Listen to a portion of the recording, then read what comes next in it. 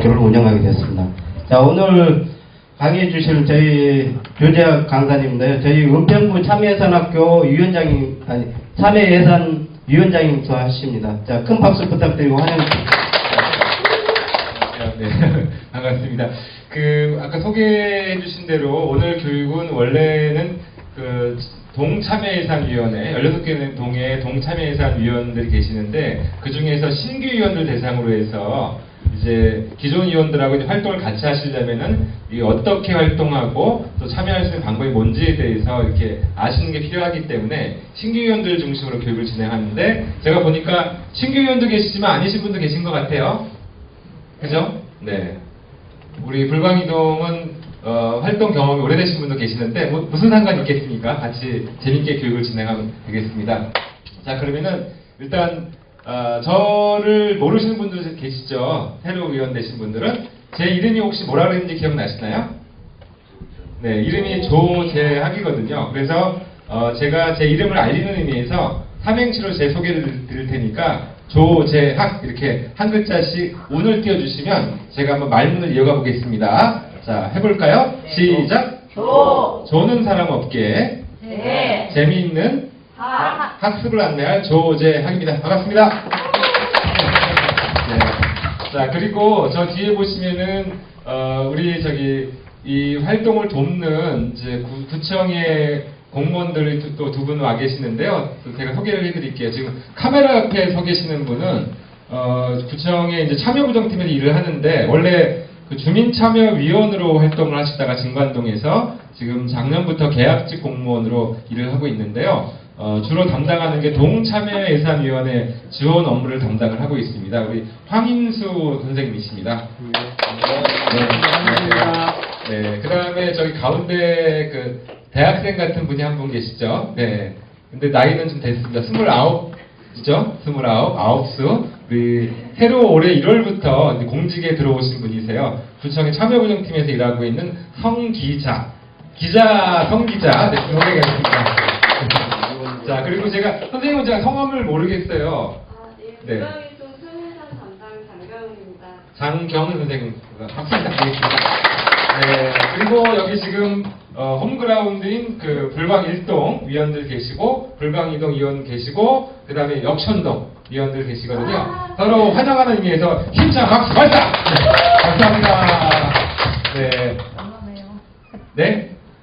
네. 자, 그래서 요거는 생략하겠습니다.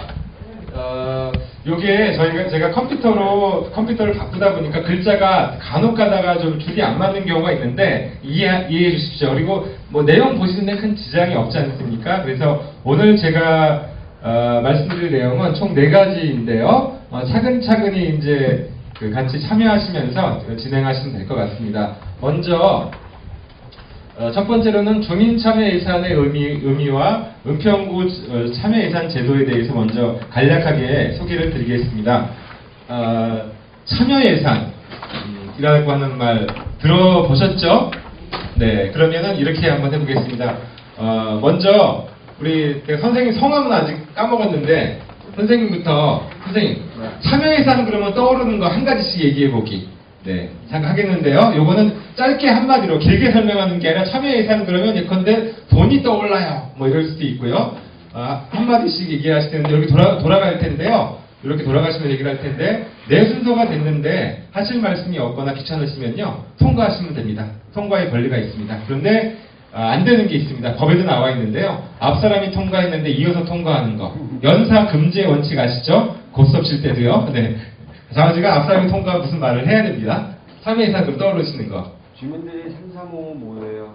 네, 335 모이는 거. 그래서 모여서 동네 필요로 하는 것들을 같이 얘기를 나누고 하는 거. 모이는 거. 그 다음에 옆에 선생님은? 살기 좋은 지역을 만드는 것. 그렇죠. 참여예산제도는 결국 주민들이 살기 좋은, 구청장이 보기에 좋은 동네가 아니라 주민들이 살기 좋은 동네를 만들어 가려고 하는 거죠. 네, 위원님은요?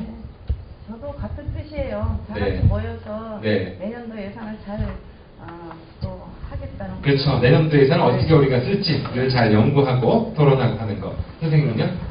예산은 한정되어 있는데 할 일은 많습니다. 네. 그래서 우선순위를 정해가지고 해야 하는 것이 목적이기 때문에 네. 가급적이면 많은 우리 주민이 참여해가지고 네. 그 법적인 기한 내에 네. 원활히 일을 할 수 있게끔 도와주는 일을.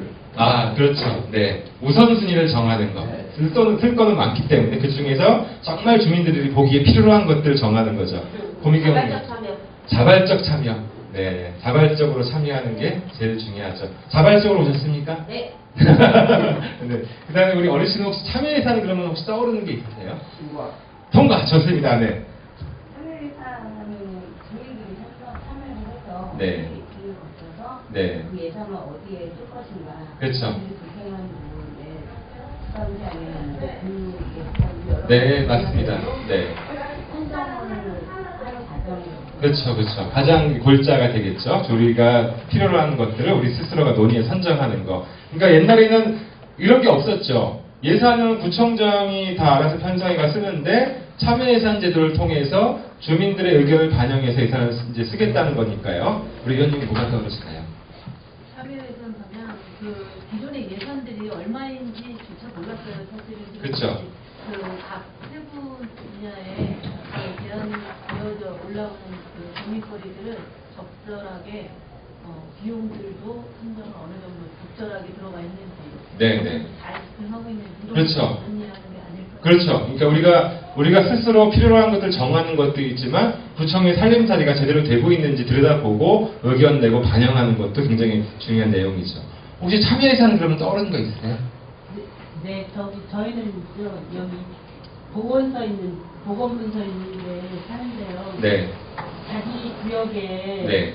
될 수 있으면 그 얘기하라고 그러더라고요. 네네네. 필요로 하는 것. 필요하는 거 그런 네. 거 얘기하는 거잖아요. 네, 뭐를 해달라. 네네네. 우리 통에는 뭐가 필요하다. 네네네. 이런 거 하고 있어요. 네, 맞습니다. 네, 그런 것들. 자, 그래서 지금 말씀해 주신 게 참여예산 제도에서 굉장히 중요한 내용들을 골자는 다 얘기를 해 주신 거고요. 그걸 정리해서 살펴보면은 이렇게 참여예산 이렇게 정의를 하거든요. 같이 한번 교과서에 나와 있는 정의를 같이 한번 읽어보실까요? 자, 시작. 지역 주민이 예산의 편성 과정에 직접 참여하여 예산의 투명성과 효율성을 높이고 재정 민주주의를 실현하는 것. 이렇게 되어 있죠. 그래서 예산의 편성 과정에 참여하는데 여기 지금 표를 가만히 보시면 이게 뭐냐 하면 이 단위가 100만 단위입니다. 그러니까 여기 써 있는 게 100만, 1000만, 억, 10억, 14억 8천만 원. 네, 이게 뭐냐 쭉 나와 네, 공장에 어서 오십시오. 쭉 나와 있는데요. 2012년도에 예컨대 보면 2012년부터 17년까지 쭉 있는데 2012년도에 구청에서 예산을 편성할 때 그거를 은평구 참여예산위원회에 현재 그 150여 명의 위원들이 계시는데요. 10개 분과가 있고 그 10개 분과에 구청에서 그 사업 예산 편성한 걸 설명을 하는 거예요. 그러면 분과위원들이 듣고 있다가 주민들 입장에서 이거는 너무 좀 예산이 좀 과다하다. 이거는 예산이 너무 부족한 것 같다라고 해서 더하고 빼고 하는데 주로 이제 깎은 게 많습니다. 그래서 첫 번째는 14억 원을 깎았고요. 그 다음에는 추경 때는 9억 3천만 원을 깎았고 쭉 그렇게 해가지고 쭉 보게 되면은 그동안에 총 그 은평구청에서 살림살이를 하는 예산에 대해서 총 6년 동안에 261억 9,500만 원을 주민들이 예산을 깎거나 대부분 깎은 거에 맞는데 깎거나 더하거나 그렇게 했다는 거죠. 이거는 과거에는 전혀 없었던 일이죠. 이것이 가능했던 건 뭐 때문이다? 참여예산 제도가 시행되는데 이게 구청장이 마음이 착해가지고 주민들한테 기회를 주는 것도 있지만은 법적으로 그렇게 하게 돼 있습니다. 2011년도에 지방재정법이 개정이 돼가지고 전국 모든 지방자치단체, 은평구, 시흥시, 제주특별자치도 등등등 모든 지방자치단체에 이걸 하게 돼 있어가지고 이걸 하는데요. 전국에서 많은 단체가 하고 있지만 은평구가 가장 적극적으로 하고 있는 모범 사례로 지금 얘기가 많이 되고 있습니다. 아무튼 이렇게 전에 없던 구청의 살림 사례에 대해서 주민들의 의견을 내서 정말 불필요한 예산은 삭감을 하고 필요한 건 늘리고 하는 살림 사례에 주민들이 참여하고 있다. 자, 그리고 아까 말씀하신 대로 이제 동네에 필요로 하는 것들 앞에 거는 구청의 살림 사례에 대해서 주민들이 의견을 내서 조정을 한 거고 이거는 뒤에 나와 있는 거는요. 주민들이 동네 필요로 하는 것들을 제안을 해가지고 직접 선정을 한 거. 그게 쭉 보게 되면은요, 올해 같은 경우는 서울시 사업에 34건에 18억 9,800만 원. 그 다음에 은평구는 구정책사업, 동지역사업 합쳐가지고 59건에 약 17억 정도. 그러니까 총 93건. 올해 주민들이 이게 필요해 라고 해서 선정된 사업이 올해 93개의 사업이 시행되고 있고 총 예산이 35억 정도가 지금 집행이 되고 있거든요. 이건 역시도 과거에는 없었던 모습인 거죠. 이렇게 지방구청의 살린 사례에 대해서 주민들이 감나라 콩나라 하고 그 다음에 또 직접 필요로 하는 것들은 예산을 편성할 수 있고 이렇게 하는 것이 참여 예산 제도인데요. 근데 이게 우리가 이제 참여 예산 제도를 이해할 때 기본적으로는 예산의 편성 과정에 참여하는 걸 의미를 하는데 근데 우리가 상식적으로 한번 생각해 보시게요. 살림살이를 하는데 그 계획을 세우는 거, 안을 세우는 것도 중요하지만 또 뭐가 중요해요? 쓸 때 그걸 잘 쓰도록 하는 게 중요하지 않습니까? 그래서 참여예산 제도는 단지 예산의 편성 과정뿐만 아니라요. 예산을 집행할 때 정말 주민들이 볼 때 정말 타당하게 쓰는지 그 다음에 전체적으로 평가까지 하는 거. 그래서 주민이 지방 구청의 예산의 전체 운영 과정에 주민들이 참여해서 의견을 내고 반영하는 것을 의미를 하는 거죠. 그리고 재정 민주주의 이런 것도 중요하지만은 결국에는 주민들이 살기 좋은 지역을 만들기 위해서 참여예산 제도를 시행을 하고 있다는 겁니다. 네, 제가 사례를 하나를 말씀드리면은 여기 신사 이동 주민은 안 계시죠? 네. 자, 우리가 주민들이 그 구청의 예산 중에서 가장 그 불만이 많은 것 중에 한 가지가 보도블록이에요. 왜 많으시죠? 잘 망가지기도 하고 연말이면은 뭐 늘 일상적으로 이렇게 뒤집어 엎기도 하고 그래서 저거 예산 낭비 아니냐 이 지적이 많이 있으신데 근데 이 은평구 신사 이동의 산세마을이라고 하는 동네 들어보셨죠? 산세마을에서 도시재생이라고 해가지고 이제 막 그 아파트 세워서 원주민들은 쫓겨나고 이런 게 아니라 원래 주민들이 좀 잘 살아갈 수 있도록 여러 가지 환경이나 주민들의 공동체를 복원하는 이런 활동을 하는데 그 과정에서 이제 마을을 정비를 하다 보니까 보도블록을 이제 깔아야 되는 시간이 왔는데요. 여기는 색다르게 해본 겁니다.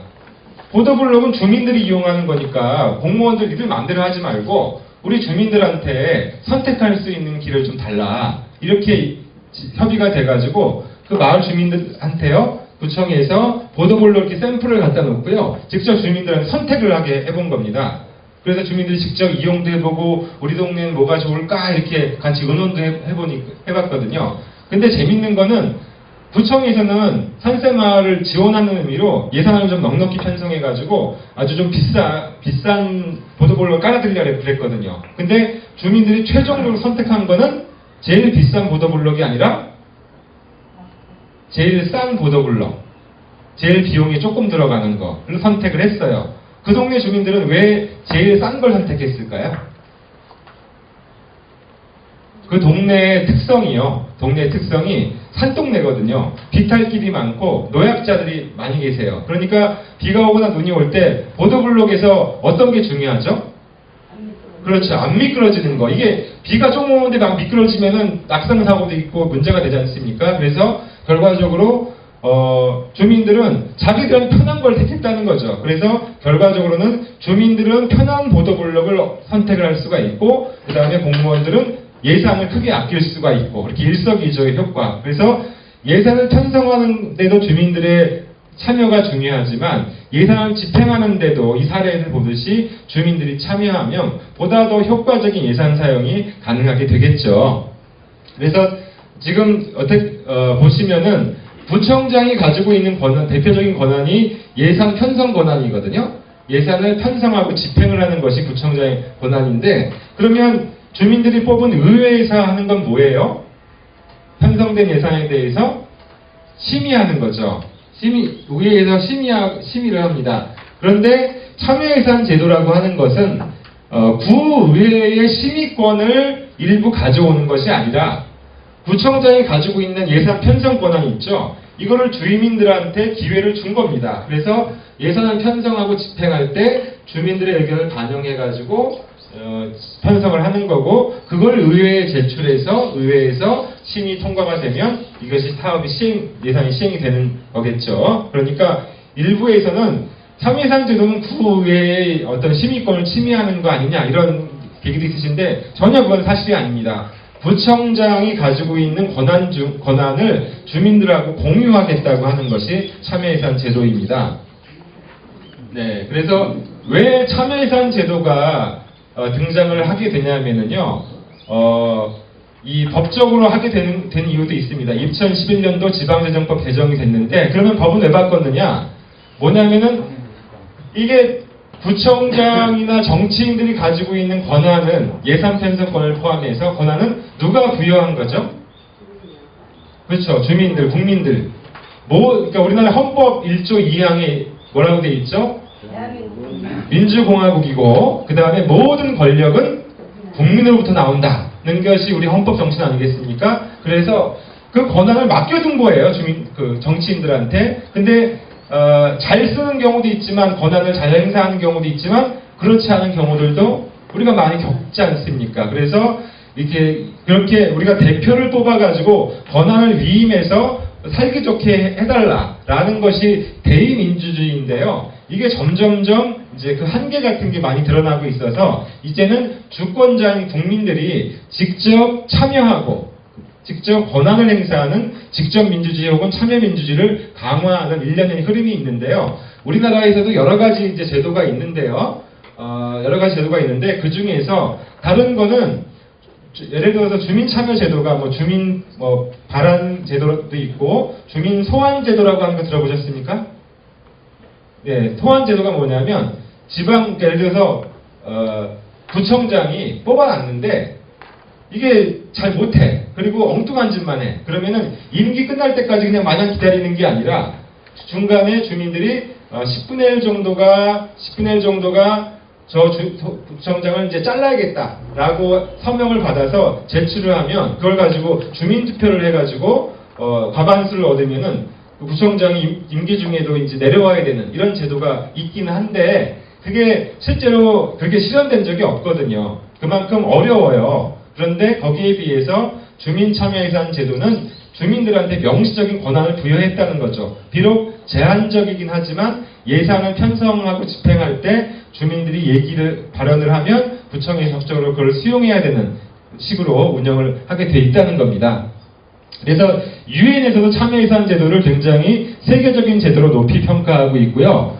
그 다음에 영 파운데이션이라고 하는 재단에서는 세계를 바꾼 10대 혁신 사례 중에 한 가지로 참여예산 제도를 꼽고 있기도 합니다. 그리고 세계은행이라고 아시죠? 세계은행에서는 이 참여예산학이라고 한 책도 발간할 정도로 세계적인 제도로서 참여예산 제도가 각광을 받고 있고, 현재 보면은 전 세계적으로 2,700개 도시에서 참여예산 제도가 이제 시행이 되고 있고, 우리나라는 좀 약간 뒤늦게 2011년부터 참여하고 있는 세계적인 제도라고 이렇게 이해를 하시면 되겠습니다. 그래서 참여예산 제도는 결국 주민들이 뭐에서 뭐로 바뀌는 거다?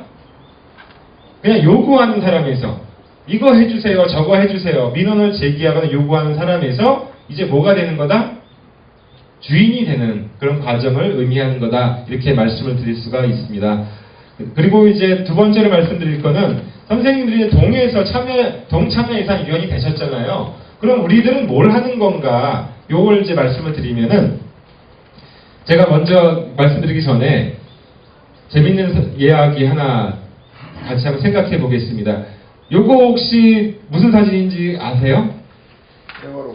세월호 아니에요. 이 배가 그러면 이제 다들 트라우마가 있어 세월호 떠올리실 수 있는데, 옛날에 있었던 일이고, 정주영 전 현대 명예회장이 했던 일인데요. 뭐냐 하면은 일명 정주영 공법이라고 하는 사진입니다. 서산 간척지 있잖아요. 지금은 다 물마금이 돼 있지만, 충남 서산에 간척지 공사를 하는데 딴 데는 다 물을 막았거든요. 트럭에다가 돌을 퍼버가지고 이 물을 흐름을 차단해가지고 포장을 하고 이렇게 한 거거든요. 근데 다른 구간은 다 막혔는데 이 구간이 안 막히는 거예요. 물살이 세가지고. 돌을 갖다 퍼부면은 다 쓸려가 버리는 겁니다. 그것 때문에 막대한 차질이 빚어졌습니다. 그래서 이 현장에 정주영 전 현대 명예회장이 딱 내려와가지고 직원들을 다 불러 모아놓고 이제 얘기를 하는 겁니다. 근데 참고로 정주영 전 현대 회장은 가방끈은 어떤가요? 무지하게 짧죠. 그러니까 별로 학식이나 이런 게 있으신 분은 아니에요. 근데 현장에는 박사들도 많이 있었고 전문가들도 많이, 유학파들도 많이 있었거든요.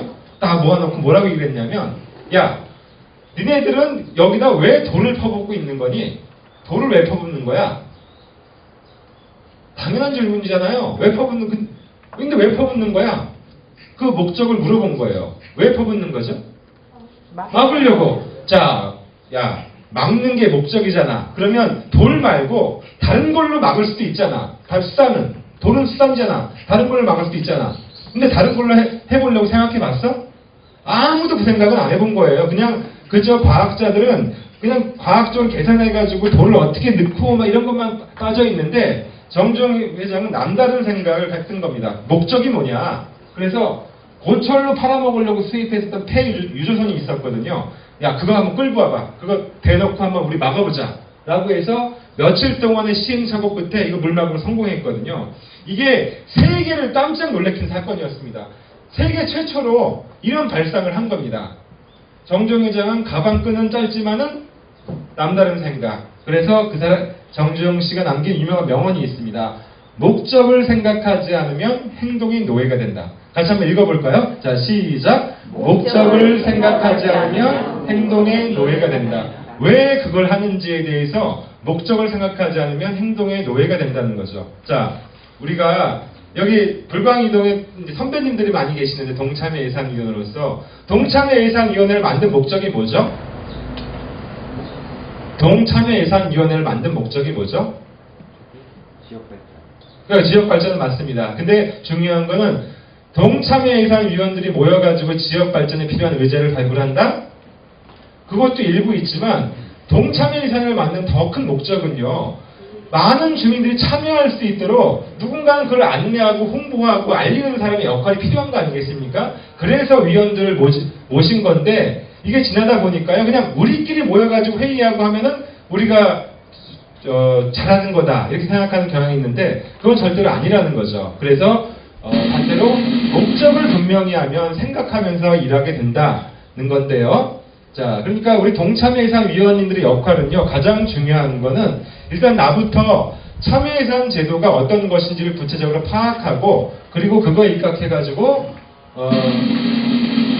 주민들한테 그걸 알려서 주민들이 함께 참여할 수 있도록 주민들의 참여를 촉진해서 지역의 문제를 해결하고 그리고 그것이 나아가서는 살기 좋은 지역 공동체를 만들기 위해서 이걸 한다는 거죠. 가장 중요한 거는 주민들의 참여를 촉진하는 역할을 우리가 한다는 겁니다.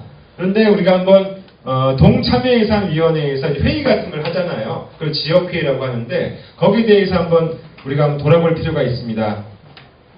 그냥 우리끼리 모여가지고 하는 그런 회의는 아닌지 혹은 그냥 그 중에서도 소수 몇 사람이 주도해가지고 이렇게 의견을 하는 그런 건 아닌지 민주적으로 더 많은 주민들이 함께 해야 되는데 돌아볼 필요가 있다고 보고요. 그 다음에 주민들의 의견 수렴과 참여를 위해서 어떤 계획을 가지고 있느냐. 그냥 주민들한테 참여하라고 그냥 마음만 가질 게 아니라 주민들한테 알리고 홍보하고 이걸 어떤 계획을 해야 될 거 아니겠습니까? 거기에서 어떤 계획을 가지고 있는지에 대해서 한번 돌아볼 필요가 있는데 근데 자꾸 하다 보면은 아까 그 정주영 회장 얘기했듯이 그냥 우리가 늘 하는 것이 어떤 그런 회의하고 하는 거기 때문에 그거 잘하면 우리가 잘하는 거 이렇게 생각하는 게 있는데 다시 한번 주민들의 참여를 우리가 함께 만들어가는 것이 가장 중요한 역할이다 하는 점을 말씀을 좀 드리고요. 동참회예산위원회는 어떤 역할을 하느냐 구체적으로 보시면은 여기 한번 읽어주시겠습니까? 자, 시작. 주민참여예산제도의 홍보와 안내. 일단 아직도 우리가 주민참여예산제도가 시행 7년 차인데 아직도 모르는 주민들이 많죠. 그 주민들한테 내가 공부해서 자꾸 알려주는 거. 이게 첫 번째고요. 두 번째는 같이 한번 읽어보시죠. 자, 시작. 지역 의제 설정 등 지역 문제 해결을 위한 의견을 제시하는 거. 네. 지역에 이런 것들이 필요해 라고 하는 의견을 제시하는 거. 그래서 제가 사례를 소개해 드리면은 이건 시흥 얘기입니다. 시흥 같은 경우는 동에서 필요로 한 주민들의 제안을 받을 때 그냥 지역회의 동참회의사위원회 위원들끼리 하는 게 아니라요. 주민들한테 홍보를 합니다. 특히 아파트 같은 경우는 엘리베이터라든가 이런 데 홍보하기가 좋잖아요. 그래서 포스터를 만들어가지고 이렇게 홍보도 하고 전단지도 배포도 하고. 그래서 사실은 이런 활동을 하시라고 동마다 저희가 16개 동에 1년에 230만 원 정도의 동참여예산위원회 운영비를 지원을 해드리고 있는데 이런 데 많이 쓰셔야 되는데 이런 거는 또 불광이동도 솔직히 이런 거 잘 안 하시죠.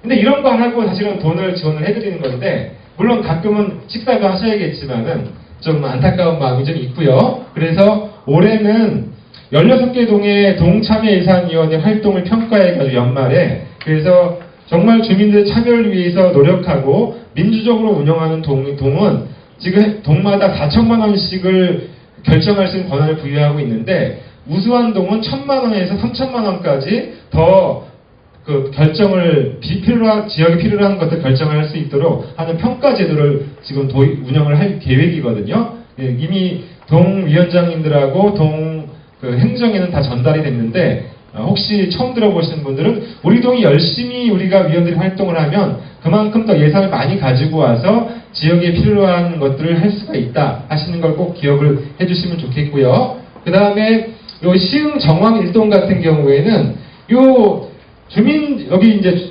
자치회관에서 프로그램 같은 걸 할 때 주민들한테 설문지 같은 걸 나눠드리거나 그 다음에 카드 같은 걸 나눠드려가지고 주민들이 직접 제안을 할 수 있도록 그래서 그걸 취합해가지고 지역 의제를 발굴하는데 활용도 하고 계시고요. 그 다음에 여기 글자는 잘 안 보이시겠지만은 우리 녹번동 같은 경우에는 동참여예산위원회를 이렇게 운영합니다. 분과가 있어요. 1, 2, 3, 4 분과가 있어서 분과위원장들이 계시거든요. 그래서 동참여예산위원회를 할 때 그냥 행정에서 쭉 준비해가지고 연락해갖고 오시라 하는 게 아니라 동참여예산위원장하고 부위원장하고 간사하고 분과장들 7명이 동장님하고 행정팀장이랑 같이 모여가지고 사전에 준비를 하는 거예요. 그래서 안내도 먼저 하고 그리고 토론할 때도 분과별로 토론해서 의제를 발굴하고 그 다음에 분과별로 수시로 동네 한 바퀴라고 하는 프로그램을 통해 가지고 분과원들이 3, 4명 모여가지고 동네를 돌면서 주민들 만나서 어떤 게 필요한지 의견도 수렴하고 그 다음에 시설물 같은 건 뭘 고쳐야 되는지 하는 것도 파악도 하고 하는 것들을 진행을 해서 그분들이 이렇게 쭉 기록을 한 내용을 이제 보실 수가 있을 거고요. 그 다음에 요 옆에 있는 진관동 같은 경우는 이제 격월로 소통데이라고 하는 걸 통해서 마찬가지로 동네 한 바퀴 프로그램을 진행하는데 이 진관동 같은 경우는 분과별로 하는 게 아니라 전체가 모여가지고 지역의 중요한 시설 같은 것들 가서 견학도 하고 문제점 같은 것도 파악하고 현장에서 토론 같은 걸 통해 가지고 그걸 어떻게 개선하자 하는 의제를 발굴하고 하는 식으로 운영을 하고 있습니다. 자, 그래서 사실은 이게 우리가 2013년, 14년에는 동마다 이런 걸 다 대부분 했었거든요. 근데 하다 보니까 이제 좀 동네에 따라 하는 동도 있고 안 하는 동도 있는데 이걸 다시 복원을 해서 적극적으로 하시는 게 필요하다. 그래야 주민들을 만나고 지역 구석구석을 파악할 테니까. 그래서 이걸 어떻게 하는 건지 제가 동영상으로 한번 보여드릴 테니까요. 같이 한번 보시고 꼭 동해에서 이런 거 우리도 하자고 제안을 해주시면 좋을 것 같습니다.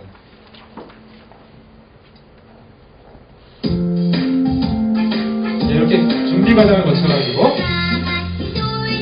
먼저 이제 오리엔테이션을 하는 거죠. 어디를 돌지, 누가 돌지. 그 다음에 꼭 기록지를 가지고 가시는 게 중요합니다. 그 다음에 다 까먹으니까요. 실제 동네를 돌 때는 이런 기록지를 가지고 주민들이 얘기한 이야기도 기록하고. 네, 선생님 저기 모습 계시네요. 옛날에 같이 해봤죠.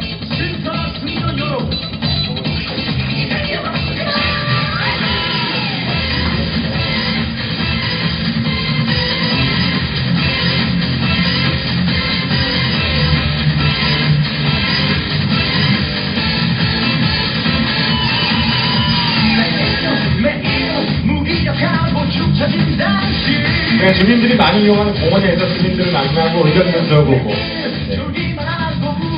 낯익은 얼굴이 종종 나오죠.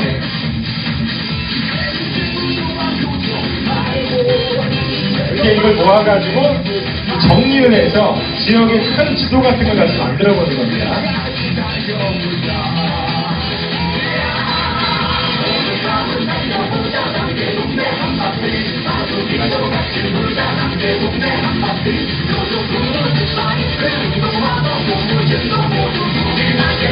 근데 토론을 통해 가지고 여러 가지 필요한 걸 제안을 해서 투표에서 정하기도 하고.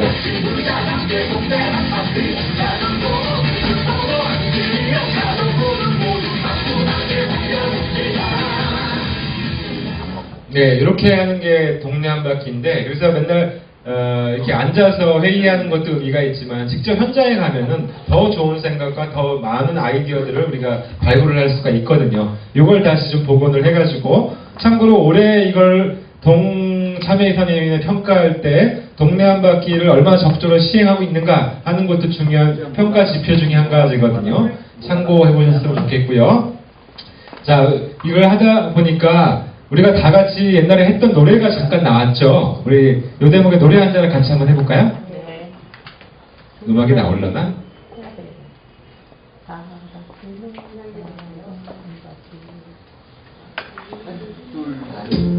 자, 다 같이 놀자 동네 한 바퀴. 아침 일찍 일어나 동네 한 바퀴. 우리보다 밝고 인사합니다. 우리도 인사하며 동네 한 바퀴. 가족이도 같이 놀자 동네 한 바퀴. 한 번 더요. 다 같이 놀자 동네 한 바퀴. 아침 일찍 일어나 동네 한 바퀴. 우리보다 밝고 인사합니다. 우리도 인사하며 동네 한 바퀴. 가족이도 같이 놀자 동네 한 바퀴. 네. 자, 옛날에는 이 노래 어렸을 때 많이 했었는데요. 그렇게 노래도 하면서 달기도 하고, 또 중간에 동네 돌다가 좀 다리도 아프고 쉬어오면 모여가지고 차도 한잔하고 또 막걸리도 한잔하고 그러면서 3, 3, 5, 5에 더 재밌게 활동을 할 수 있지 않을까 기대를 해봅니다. 이 동네 한 바퀴를 할 때 중요한 거는 사전에 기획을 하시는 게 필요하죠. 예를 들어서 불광 일동만 하더라도 얼마나 큽니까? 이거 절대로 한 번에 다 못 돌아요. 천천히 이번은 이만큼 하자, 다음엔 이만큼 하자, 계획을 세우고 누가 같이 할 거냐 계획을 세운 다음에 그 다음에 동네 한 바퀴를 할 때 중요한 거는 관찰하고 기록하는 거. 사진도 찍고 기록도 하고. 안 그러면 다 까먹어요. 네. 그리고 이걸 가지고 큰 지도 같은 걸 만들어서 우리가 회의 장소에 비치해 놓고 보시면은 그냥 아무것도 없이 회의하는 것보다 더 좋은 의제 같은 걸 발굴하는 데 도움이 되겠죠. 그리고 지역 의제를 발굴하게 토론 같은 걸 진행을 하고요. 자, 여기까지 말씀드렸고, 그 다음에 동참여예산위원회에서 또 해야 되는 중요한 기획 세 번째가 있는데요. 같이 한번 읽어주시겠습니까? 자, 시작! 참여예산 주민제안사업 발굴 및 타당성 검토. 이 주민제안사 발굴하는 건 다 얘기하셨으니까 아실 거고, 타당성 검토는 뭐냐면 그 동네 여러 주민들이 많은 제안들을 내잖아요. 그러면 그거를 구청의 부서에서도 검토를 하거든요. 법적으로는 문제가 없는지 혹은 사업이 효과성이 있는지를 검토하지만 또 주민들의 입장에서도 그걸 따져봐야 되는 거죠. 왜냐하면 예산은 세금이고 내 돈이니까 내 돈 쓰듯이 아끼고 알뜰하게 살뜰하게. 그래서 그걸 타당성을 검토해서 최종 결정은 누가 하는 거죠? 동참여예산 위원장이 하시나요? 아니요. 아니죠. 주민들이 동주민총회를 통해서 주민들이 정할 수 있게 하는 거죠. 네. 그 다음에 네 번째도 같이 한번 읽어주시죠. 자, 시작. 광급공사에 대한 의견 제시 및 감독. 자, 지금 은평구에서는 2013년 1월 7일부터 구청장 지시사항으로 은평구 관내에서 진행되는 모든 관급공사, 그러니까 도로공사라든가 무슨 하수도, 시설물 공사 같은 걸 할 때 해당 지역 주민들의 의견을 수렴하도록 하고 있거든요. 그래서 최소한 3번 이상 설계할 때 주민설명회 개최해서 의견 수렴하고, 공사 시행 중에 주민설명회 개최해서 하고, 그 다음에 준공 전에 주민설명회 개최해서 하고 이렇게 하게 돼 있는데, 동에서 이거 하시던가요? 하는 경우가 있고 안 하는 경우도 있는 것 같아요. 뭐 이렇게 고장 나거나 네네. 할 때 네, 네. 구청에 여기 고장 났습니다. 네. 이 동사무소들은 안 해. 그래도 빨리 와서 안 고쳐줘요. 네, 그러니까요. 네, 그러니까요. 네. 그러니까 앞으로 근데 네. 동참예산위원회를 참여를 계속 하시면은 이제 이런 경험들을 하실 겁니다. 그래서 예를 들어서 올해 그 불광일동 관내에서 하수도 공사를 몇 월부터 몇 월까지 어떻게 하려고 합니다. 설명을 하고 공무원이 와가지고 그럼 주민들이 그거에 질의응답을 막 한 다음에 이거는 이렇게 보완을 해달라 이렇게 얘기하는 과정이 있을 거거든요. 앞으로 그런 기회에 적극 참가해 주셔가지고 요 제도를 잘 살려갔으면 좋을 것 같고요. 그러니까 요거를 주민들한테 설명을 하는데 이걸 어디서 주관하게 되어 있냐면 각 동참여예산위원회가 주관을 하게 되어 있습니다. 그걸 꼭 기억을 해주시고요. 그리고 참여예산 사업에 같이 한번 읽어주시죠. 자, 시작. 참여예산 사업, 동지역사업 실행 및 모니터링. 그러니까 우리 동에서 제안한 사업이 과연 그 선정이 된 이후에 잘 시행되었는지에 대해서 우리 가까운 동에 있는 우리 동에 관내에 있는 주민들이 그걸 잘 관찰하고 관리하고 모니터하는 제도를 운영을 하고 한다는 거죠. 이거는 작년까지는 한 11월 달에 한 번 했는데 올해는 분기별로 이렇게 한 번씩 해서 조금 더 주민들이 원하는 방향대로 될 수 있도록 이렇게 보완을 해 나가려고 하고요. 자, 그 다음에 네. 자, 동주민총회를 개최하는 거. 그래서 요거는 이제 녹번동에서 동주민총회를 야외에서 개최하는 모습인데 결국에는 동참여예산위원들이 주민들이 뭘 할 것, 무슨 사업이 필요한지를 정하는 게 아니라 직접 주민들이 모여서 그 제안에 대해서 찬반 토론도 해보고 질의응답도 해보고 한 다음에 결정할 수 있도록 동참여예산 동주민총회를 개최를 하게 되고요. 올해는 아마 9월 달에 개최할 예정입니다. 그때 많은 주민들이 참여해서 즐거운 축제처럼 진행할 수 있으면 더 좋겠죠. 그래서 그런 주민투표를 안내하기 위한 여러 가지 홍보 활동 같은 것들도 적극적으로 이렇게 하고 있는 사례 같은 걸 우리가 볼 수가 있고요. 네. 그 다음에 청소년들 같은 경우는 청소년들이 필요로 하는 제안 사업을 직접 당사자들이 어른이 정해서 베푸는 게 아니라 아이들이 직접 어떤 제안이 좋은지를 묻고 따지고 토론해서 정하는 청소년 참여예산 총회를 진행을 하고 있는데요. 다 합쳐가지고 그러니까 5가 9점, X가 6점, 15점. 4점, 4점 저기는 4점, 4점. 자, 성기한테 거기 몇 점이에요? 16점. 우리 선생님 두 분이 25점. 여기서 1등 하셨어요. 선생님 두 분. 축하의 박수. 26점. 26점 역점. 다시 한번 축하의 박수 발사. 네. 아니 근데 뭐가 좀 이상하지 않으세요? 자, 제가 그냥 그러니까 사람이 설명을 잘 들으셔야죠. 첫 번째는 제가 뭐라고 설명을 했죠? 이거는 O와 X가 둘이서 경쟁을 해가지고 누가 더 많은가를 가려보는 게임이 아닌 겁니다. 그러니까 제가 이렇게 설명을 했습니다. 게임을 하셔가지고 O의 점수를 내시고 그 다음에 X의 점수를 내가지고 그 합계가 어디가 많은가를 가려보는 게임이라고 했는데 많은 분들은 어떻게 했냐면요 오목두둑기 오목두듯이 상대가 5를 딱 두니까 랭킹 갖다가 X를 갖다 가로막아요. 네, 그래요. 그럼 상대방은 막히나요? 나도 막혀. 같이 죽자고 하는 게임을 지금 하신 거예요. 저는 같이 이겨라 하는 게임을 주문을 한 건데 선생님들은 반대로 하신 분들이 많으신 거죠. 네, 그러니까요. 앞에 화면 좀 보죠. 이건 넘어갈게요. 시간이 없어서. 네. 자, 그 주민 제안 사업이라고 하는 걸 다시 한번 돌아보겠습니다. 우리가 주민들이 필요로 하는 것들을 제안하는 거, 그래서 주민들이 투표로 결정하는 걸 주민 제안 사업이라고 하는데 이 주민 제안 사업이란 주민들의 편의시설을 설치하는 거다. 이게 맞습니까? 틀립니까? 맞아요. 네. 너무 당연한 얘기인데 왜 꺼냈을까요? 그렇죠. 꼭 그렇지는 않은 것 같다. 왜 그렇죠?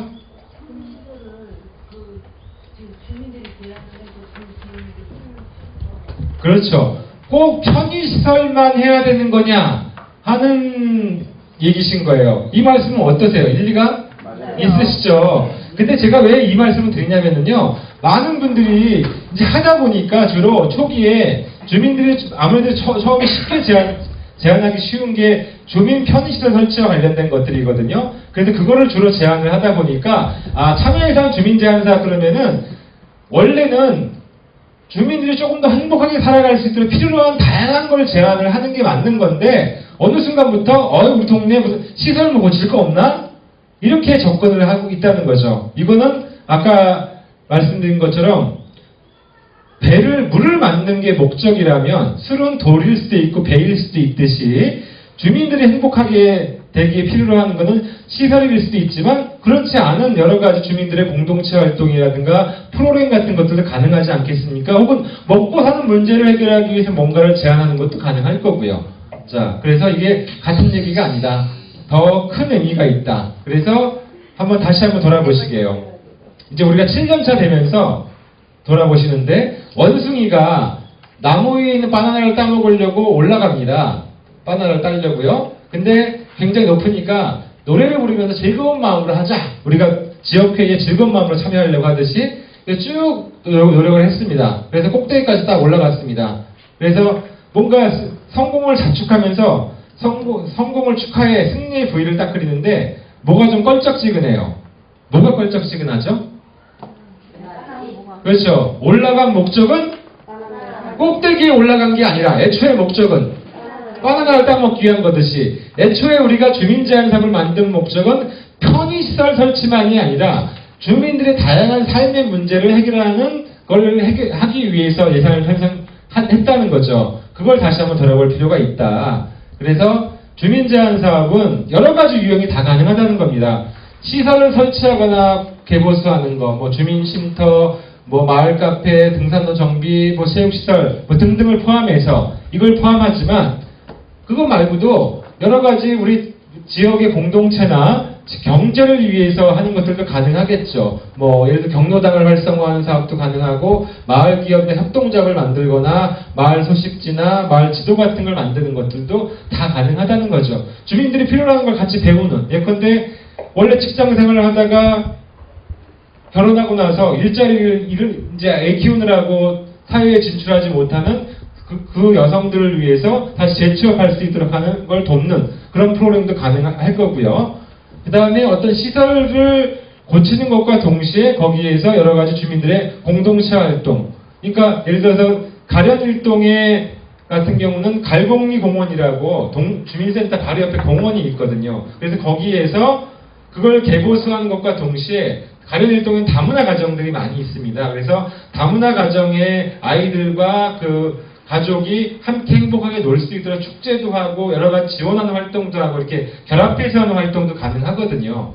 그 다음에 주제별로 보더라도 환경과 관련된 우리 어떤 자연환경을 잘 보존하기 위한 것들도 제한이 가능하고 그 다음에 복지, 어르신들의 복지, 그 다음에 아이들의 복지 뭐 등등 그 다음에 문화, 역사, 안전, 교육, 지역경제, 자원봉사, 생활체육, 기타 주민들이 필요로 하는 건 뭐든지 다 가능하다는 겁니다. 그리고 대상별로 보더라도 어린이, 뭐 청소년, 어르신, 주부, 여성, 장애인, 다문화 가족, 직장인, 청년, 뭐 주민 일반 및 사회적 약자를 위한 사업들 뭔지 다 가능하다는 거죠. 그러니까 이제는 주민들한테 필요한 걸 동네에서 회의할 때 제안해 보세요라고 그러면 어떤 시설 고치자 이것만 생각하지 마시고 다양한 대상을 생각해 보시고 주제를 생각해 보고 어떤 제안을 해주시면 좋겠다는 말씀입니다. 그래서 주민들 제한 사업은 주민들 편의시설 설치하는 것에 나아가서 주민들이 안고 있는 지역사회 문제를 해결하는 방향으로 주민제한 사업이 발전되는 것이 중요하다는 말씀을 좀 드리고요. 그래서 주민제한 사업을 다양화하고 내실을 강화하는 게 굉장히 중요한 과제입니다.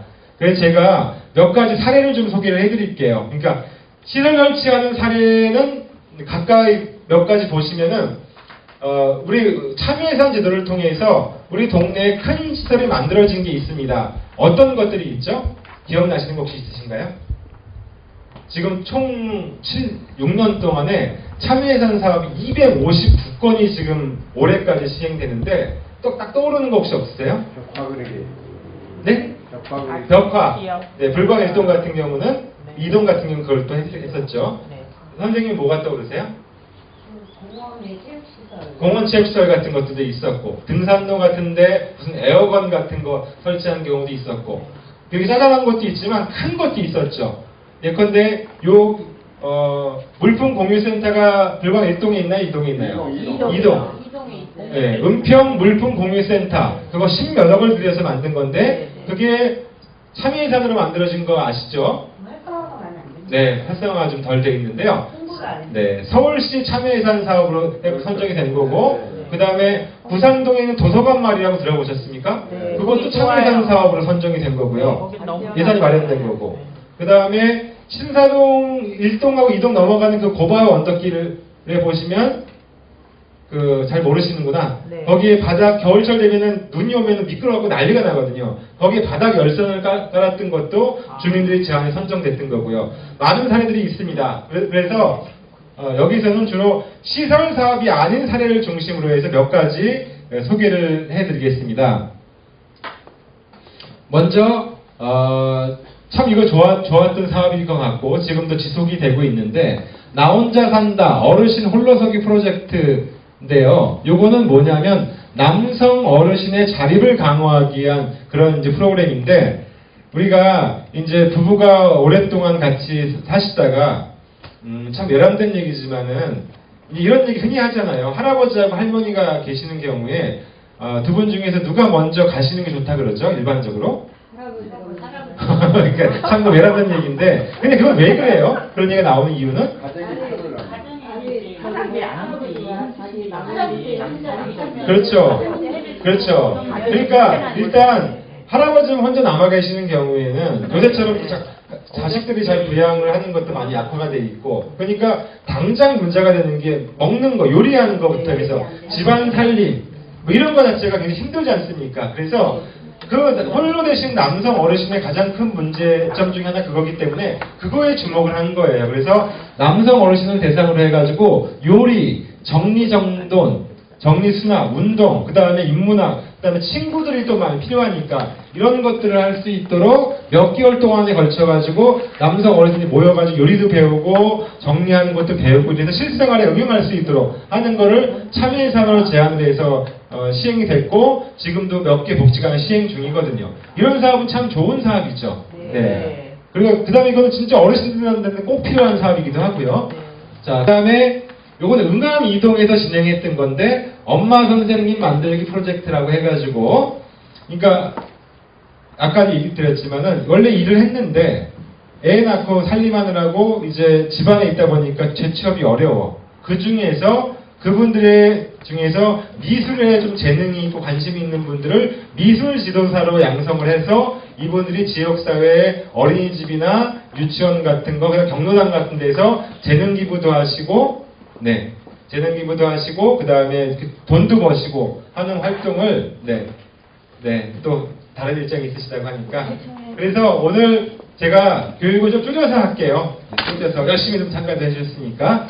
그걸 위해서 하는 건데, 그래서 이분들이 뭘 하는 거냐면은 한 7개월 동안에 공부를 해가지고요. 매주 월요일, 목요일 동안 모여가지고 아동미술, 공예, 마을 스토리텔링, 그 다음에 기관 실습 같은 걸 통해가지고 실제 이분들이 그냥 배우기만 하는 게 아니라 실제 직업화할 수 있도록 돕는 건데 원래 이거 응암 이동에서만 하려고 그랬거든요. 한 30명 이내로. 근데 신청자가 너무 많이 들어와서요. 65명이 이 몇 개월 동안의 교육 과정이었는데요. 이 과정이 거의 이탈자가 없이 이거를 계속 참가한 겁니다. 그만큼 많은 필요를 가지고 있다는 거죠. 네, 이렇게 진행했던 모습이고 이 참가했던 주민이 얘기를 하신 게 있는데 이게 동영상이 안 나올 거예요. 넘어가겠습니다. 아이를 낳고 아이가 어느 정도 커서 화면은 안 다시 나오는데. 이제 일을 하려고 했는데 경력 단절이라는 것으로 인해서 거절을 당했었어요. 그래서 우연한 기회에 엄마 선생님 얘기를 한번 들어보시죠. 자격증이 있다는 걸 알고 그 자격증 과정을 통해서 자격증을 취득한 후에 제가 원하는 어린이집에 이력서를 넣었을 때 원장님들의 반응이 굉장히 좋았고요. 그리고 그 와중에 제가 또 원하는 곳을 선택해서 갈 수 있었던 점이 더 좋았습니다. 집에서도 남편과 아이도 굉장히 지지를 많이 해줬고 지원을 해주었고요. 지금은 제 삶에 제가 원하는 일을 하고 있어서 굉장히 만족하고 있는 삶을 살고 있습니다. 네, 실제 재취업까지 성공했던 그분 사례 얘기고요. 재취업하시는 분도 계시고 그걸 가지고 창업을 직접 하시는 분도 계시고 이렇게 됩니다. 그 다음에 말씀드린 대로 은평물품공유센터 이것도 참여예산 사업으로 진행이 됐던 거고요. 물론 지금 활성화에 대해서 주민들이 많은 걱정을 하시는데 앞으로 많은 관심을 가지고 활성화를 위해서 같이 한번 팀을 좀 모아나갔으면 좋겠고요. 그 다음에 과거에 시행됐던 사업 중에서 이 저소득 중증 장애인 같은 경우는 여행 한번 한다는 것이 평생에 한번 있을까 말까 하는 일이잖아요. 그래서 그분들의 어떤 새로운 어떤 문화 체험을 위해서 여행 같은 거를 지원하는 이런 것도 참여예산 사업으로 시행이 된 적이 있었습니다. 그 다음에 청소년들의 진로 탐색 및 진로 탐색을 위한 프로그램을 운영을 해서 이거는 청소년들이 직접 제안을 해서 시행이 됐던 거고요. 굉장히 많은 청소년들이 참여해가지고 좋은 호응과 어떤 참여를 했던 그런 사업이 되겠습니다. 자, 그리고 요 은평구 은평 자원봉사 활동처 지도라고 하는 건 뭐냐면 여기 지금 잘 잘렸는데 청소년 스스로 만드는 봉사활동 지도라고 해가지고 주변에 청소년 자녀분들을 두신 분들 계시죠? 네. 근데 봉사활동 할 곳을 찾는 게 쉽지가 않죠. 맞아요. 그쵸? 그리고 하고 오더라도 복지관 같은 데 가서 좋은 의미 있는 이걸 하면 좋은데 가서 그냥 가자마자 청소하고 그냥 순 노가다만 하다가 오는 경우들이 많잖아요. 그러다 보니까 할 게 없으니까 그냥 확인증 같은 거 받으려고 여기저기 이제 구글하듯 다니기도 하고 그 다음에 전단지 뜯는 거 많이 하잖아요. 근데 사실은 아이들한테 전단지 뜯는 걸 시키는 게 좋을까요? 위험하기도 하고요. 도로 같은 데서. 그 다음에 전단지가 별의별 내용이 다 있잖아요. 네, 오빠 뭐 이런 것도 있고 그런 걸 애들이 보면 무슨 교육적인 의미가 있겠습니까? 그래서 이거는 청소년이 제안을 한 건데 우리 지역사회에 우리 청소년들이 정말 의미와 보람을 가지고 봉사활동을 할 수 있는 데가 어디가 있는지를 청소년들이 직접 조사해가지고 그걸 지도로 만들어서 많은 청소년들한테 그걸 안내하겠다라고 하는 그런 제안인데요. 참여예산 사업으로 선정이 돼서 작년에 이제 시행이 돼서 이게 인터넷 지도하고 그 다음에 종이 지도로도 만들어졌는데요.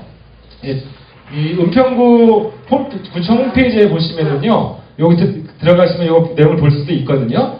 자, 그리고 요거를 이런 과정을 통해서 아이들이 동네를 배우기도 하고 직접 다녀서 기관을 도서관 마을도 가보고 여러 기관을 다녀가지고 자기들 시각에서 여기는 정말 우리 청소년들이 봉사활동을 하기에 적합한 곳인지 같은 걸 판단을 해가지고 그걸 가지고 이렇게 지도를 만든 겁니다.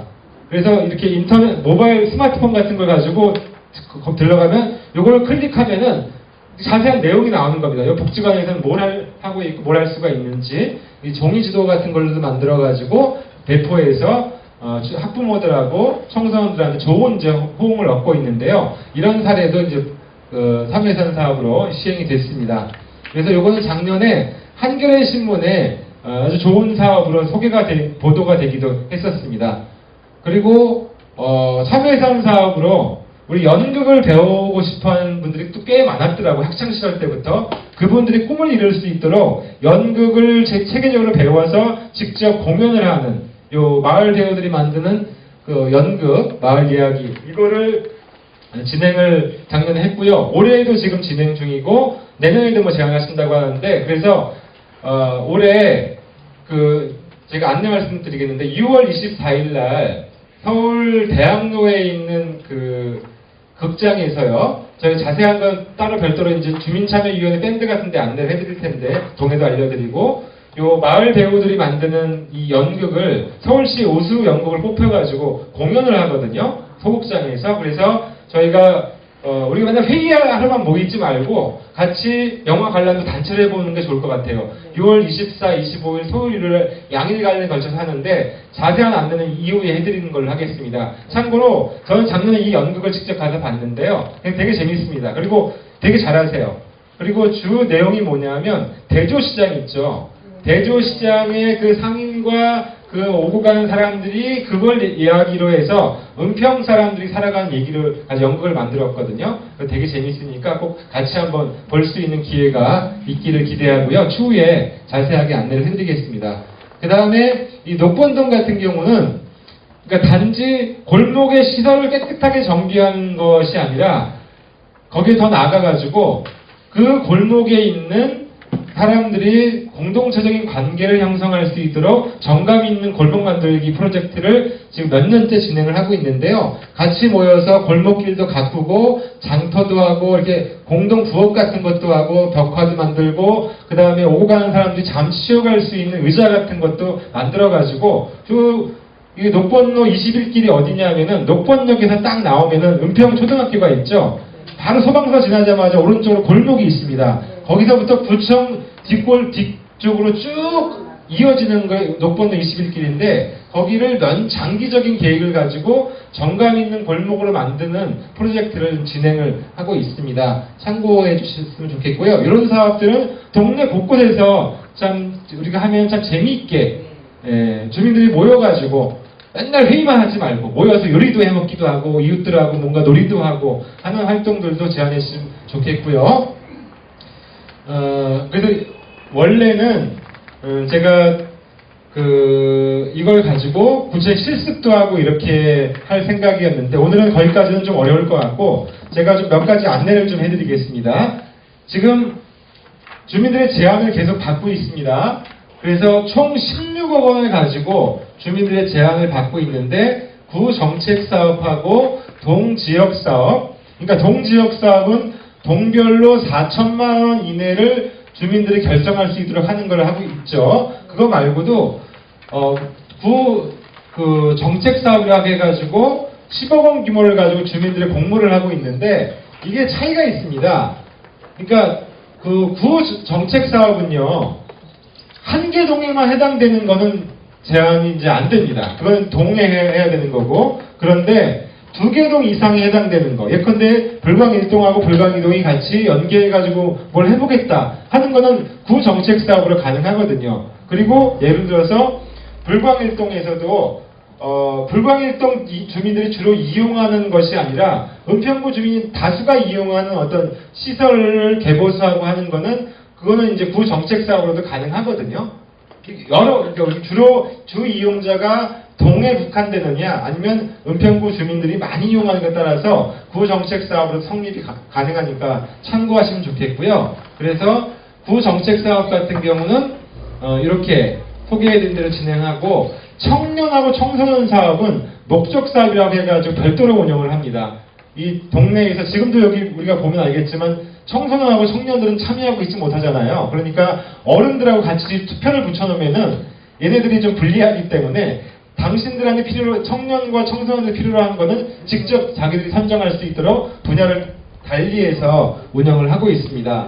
그런데 5월 39 정책 사업은 5월 말일까지가 마감이고요. 동지역 사업은 5월 말일까지가 아니라 6월 말일까지가 가능하거든요. 그걸 꼭 기억해 주시면 좋겠습니다. 네. 그래서 이런 절차를 통해서 진행이 되는데 올해는 아까 청소년 총회는 그런 식으로 하는데 우리 은평구 전체 사업을 정하는 선생님 5분 이내에 끝내려고 합니다.